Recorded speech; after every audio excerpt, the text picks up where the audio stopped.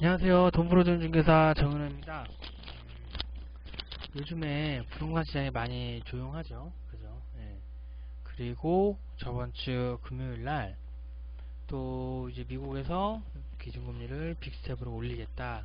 또 이런 얘기들이 나와요. 그래서 뭐 0.75에서 뭐 0.1까지 얘기가 나오고 있거든요, 지금. 그러다 보니까 현재 눈치를 좀 많이 보는 상황인 것 같아요. 그죠? 지금 그래서 그러다 보니까 주식시장도 그렇고 그 다음에 뭐 이제 주택시장도 그렇고 뭐 상가시장도 그렇고 그죠? 이런 곳에 지금 혼란이 많이 일어나고 있다. 그죠? 예, 그런 상황이라고 보면 될 것 같아요.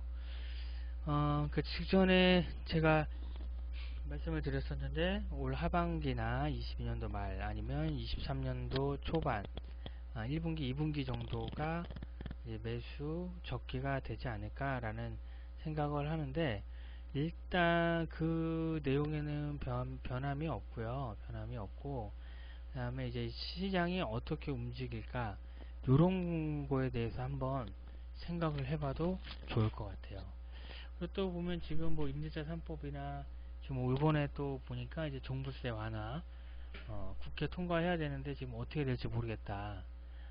라고 얘기들이 많이 나오는데 그거 같아요. 이게 보면 혼자가 할 수 없다. 혼자 어떤 거를 처리하기가 쉽지 않다. 이제 국회를 통과해야 되는데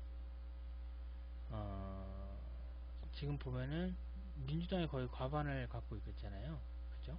그러니까 이게 뭐 하나 하기가 그 국민의힘에서는 쉽지 않다. 국민의힘에서는.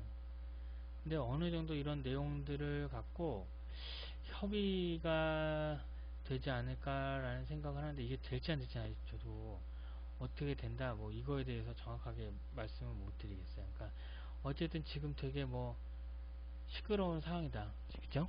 부동산 시장이 시끄럽고 조용하고 다들 관망하는 추세로 보고 있다라고 보면 될 것 같아요. 그러면 또 이제 종부세 완화도 그렇지만 최근에 이제 임대차 3법에 대한 임차인들, 그죠? 그죠? 이것도 좀 이슈가 지금 되고 있는데, 연장을 해서 1년을 했대. 근데 2년을 살겠다는 세입자, 애타는 집주인, 그죠? 1년 계약을 했지만. 근데 이거 같아. 이게 보면, 우리가 뭐 갱신청구권을 사용을 해서 하면은, 어, 2년으로 본다잖아요. 본다. 그러면 임차인은 2년을 주장할 수 있고, 그죠? 임대인은 주장을 할 수가 없어요. 그죠?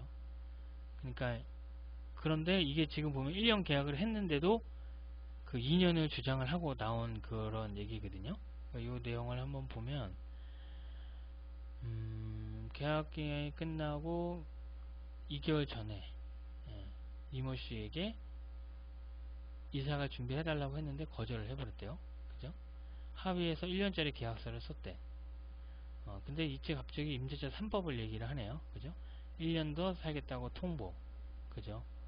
그럼 이 사람 입장에서는 황당할 수밖에 없죠. 임대인은. 그죠? 세입자를 골랐고 동의한 게 이 씨였는데 그 시세보다도 더 2억가량을 또 깎아줬대. 특약까지 명시를 했대. 근데 뭐의 결론은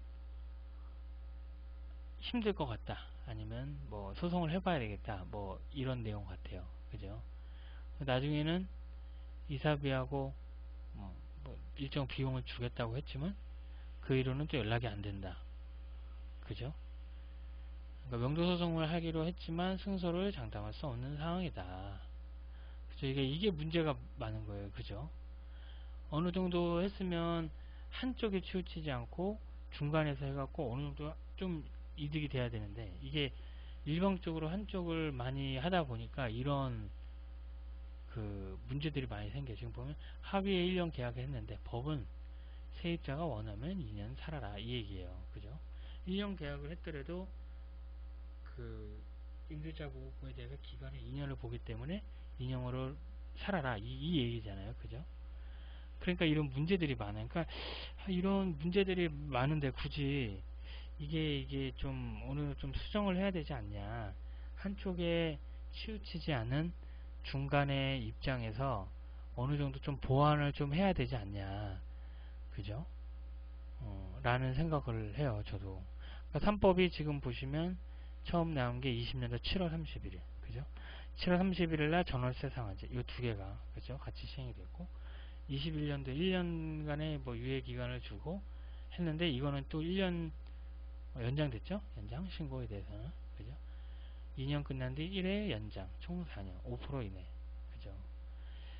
이게 왜 그러냐면, 문제가 많은 게, 임대인들에 대해서 제한이 좀 너무 많은 것 같아. 그죠? 그래서 저번에 얘기한 게, 국토부 장관도 임대차 입법을 폐지해야 한다라고 밝히기도 했다. 그러니까 이런 규제들로 인해서 가격을 왜곡을 했고 전셋값을 폭등시켰다는 근거를 들었다. 그렇기 때문에 이거를 폐지를 해야 된다. 그러니까 이게 영향이 없다고 말할 수 없는 거죠. 그죠? 그리고 지금 요거에 대해서 좀 상의를 하고 있는 것 같아요. 그죠? 그러니까 이게 지금 보면 최근 발표한 새 정부의 주택청사진에 또 임대차 입법의 내용은 빠졌다. 그죠? 8월부터 정상가에 폭등할 거는 우려와 달리. 그죠? 8월 달에 원래 임대차 3법을 그 만기 돌아오는 시점이다 했는데 이게 금리 인상으로 인해서 그죠? 금리가 많이 오르면서 보다 전세값의 폭등이 아니고 월세의 폭등이 일어났죠. 폭등이 일어나게 된 거죠. 그죠? 이런 부분들이 지금 뭐 시장이 어수선해요. 그죠? 뭐 임대차 3법에 대한 얘기도 많고 종부세에 대한 얘기도 많고 그죠? 집값이 좀 떨어지니까 주택연금 가입자도 늘었대요. 그죠? 그러면은 미리 해갖고 이 매달 받는 금액을 높이겠다 이 내용이잖아요. 예. 이런 내용들도 있고 그 다음에 또 이제 신통계획에 대한 내용도 뭐 현금청산 그 권리산정 기준일에 대한 이것도 과제다라고 나오고 있고 그죠? 그 다음에 전차 금리가 오르면서 거래가 급감을 하고 있고 그죠? 근데 이거를 어떻게 해결을 할 수 있을까라는 것도 저도 의구심이 들어요. 이게 인위적으로 해서는 안 되고 시장에 맡겨야 돼요. 그죠? 대신 지금 보면 업무 상업용 평당 매매가는 용산구, 토지는 강남이 올라가고 있다. 그죠? 그다음에 행복주택에 대한 것도 있었지만 집이 작기 때문에 다 사람들이 들어가질 않는다. 그러니까 수요자가 원하는 집을 공급을 해줘야 되는데 이런 부분에 대해서 좀 부족한 점이 많았고 그죠? 그러니까 이렇게 지금 상황이 그래요. 지금 보면은 시장 상황이 보니까 재개발 쪽 서울의 재개발 그 다음에 뭐 신통 재건축 이런 쪽으로 관심을 많이 갖고 기존에 있는 데보다는 이쪽에 문의를 하는데 투자 금액이 많이 들어가니까 그 부분에서 좀 많이 고민하시는 분들도 있고 그런 것 같아요. 그리고 이게 좀 더 활성화되려면 일단 취득세가 좀 인하가 돼야 될 것 같아요. 그래야지 어느 정도 돌아올 것 같고 취득세 부분과 그 다음에 대출을 해주는데 저기 있죠 DSR 요것도 좀 조정을 해야 뭔가 방향이 나오지 않을까라는 생각을 합니다. 그래서 지금은 일단 이거를 정부에서도 섣불리 다 이렇게 풀지를 못할 거예요. 지금 상황들 그때 8.16 대책들도 보면은 대책만 내놓고 그 분위기를 보는 것 같아요. 그죠? 그렇다고 과연 뭐 집값에 대한 급락을 바라는 것 같지는 않고 그러니까 그 내용을 보면서 하나씩 조정을 해갈 것 같으니까요. 이 부분도 한번 올 하반기나 내년 초 정도 되면 뭔가 좀 윤곽이 나오지 않을까라는 생각이 듣고 어찌됐든 이번 정부는 부동산 규제보다는 완화 쪽으로 많이 가는데 그죠? 이게 왜냐면 국회 그 의석수가 부족하기 때문에 마음대로는 하지 못하고 있다. 그 부분을 서로 타협을 해서 국민이 원하는 좋은 방향 쪽으로 나가지 않을까 싶습니다. 네, 오늘은 여기까지 할게요. 감사합니다.